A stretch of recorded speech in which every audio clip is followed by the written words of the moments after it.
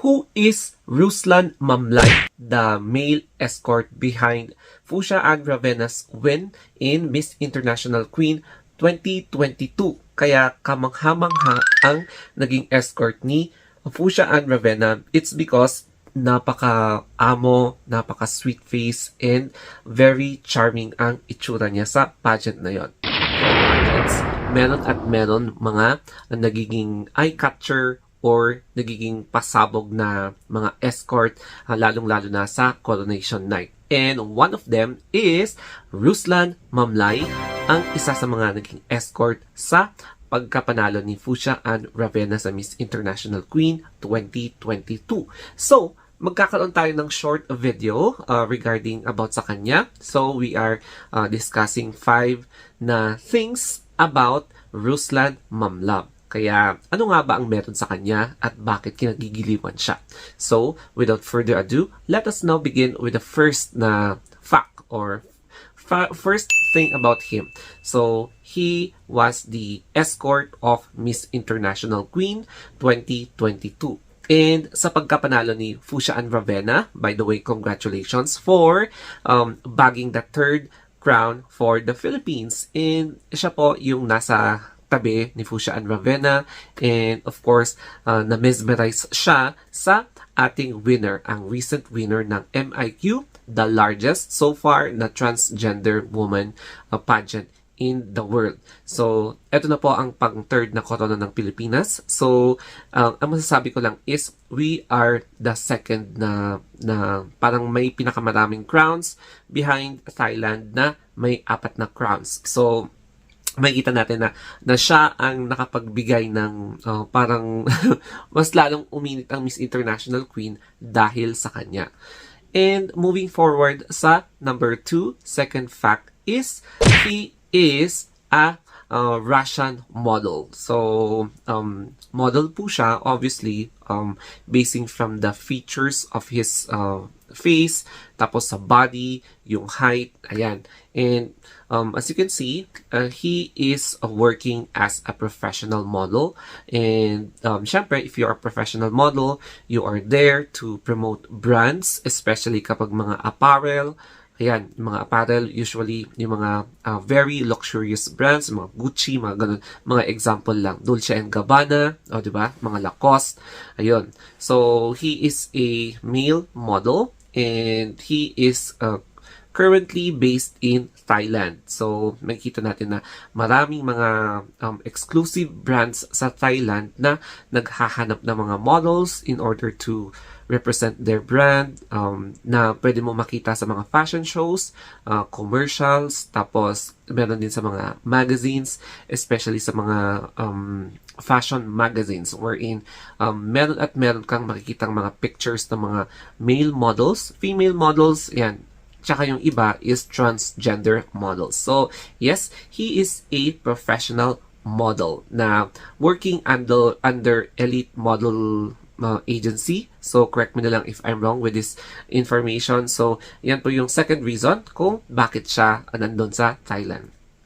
And then, syempre, yung pang-third naman is, he is Russian, o diba? So, he is Russian. Nakita ko, akala ko half Thai, half Russian siya. But, he is Russian. So, makikita mo naman sa features ng isang Russian male model. Distinct talaga sa kanila yung Caucasian race. And then, yung, anong tawag dito? Eastern na European na race. Yung, kumbaga, blonde. Yung itsura niya, blonde. And then, very distinct sa kanila yung kanilang skin tone. So, syempre, medyo mapuputi talaga sila. And then, yan yung hinahanap ng mga brands, yung mga luxurious brands, is because yung features niya is really very modelesque na itsura. Sa tindig pa lang, medyo talagang makikita mo na model talaga siya. The shape of the eyes, the shape of the nose, and with thin lips, talagang wow, napaka-charming talaga niya. And then the shape of yung kanyang face, perfect na perfect talaga yung kanyang angle as a model, hindi lang sa mga beauty pageants, pwede rin sa mga fashion brands, ayan, yung mga commercial brands, ano pa ba? fashion shows. Ayun. So, he is really very perfect para sa mga pagpapromote ng mga fashion brands.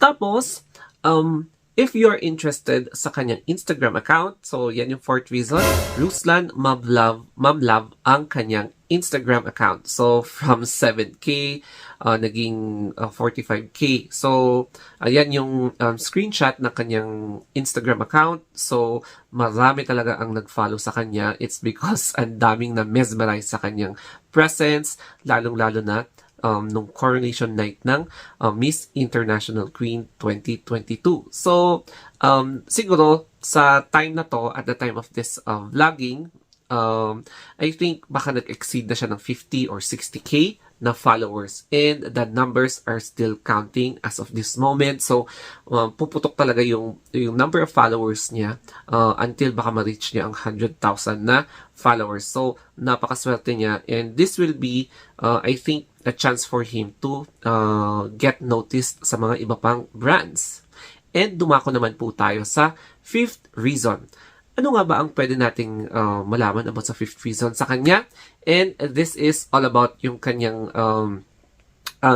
in my own opinion, yung kanyang pagstay sa Thailand. So, he is currently based sa Thailand, and I think he will stay in that country until matapos ang giyera sa kanilang or matapos ang issue about Russia and Ukraine. So as you can see, Russia na-shut down ang Russia from the rest of the world due to their connection tsaka yung responsibility sa Ukraine. So I think magi-stay pa si Ruslan Mamlove habang pinagpapatuloy niya ang kanyang career as a model sa international country based in Thailand, and maybe in the future baka pwede siyang magstay sa ibang country to continue his modeling na career.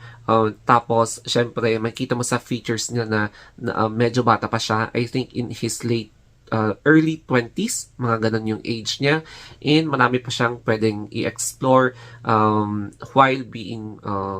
while working as a male model. So that's it guys, ang ating short na informative facts about Ruslan Mamlove. Yan, Mamlove, the male model behind Fusha Ravena's win sa Miss International Queen 2022. So, if you want more updates from me, don't forget to subscribe my YouTube channel, The Story of Anthony. Yan. And, syempre, you can also follow me sa aking Instagram account, The Story of Anthony, and even my Facebook page. So, that will be all, ladies and gentlemen. Thank you for watching and being updated sa aking mga pageant-related topics. So, thank you and ingat po.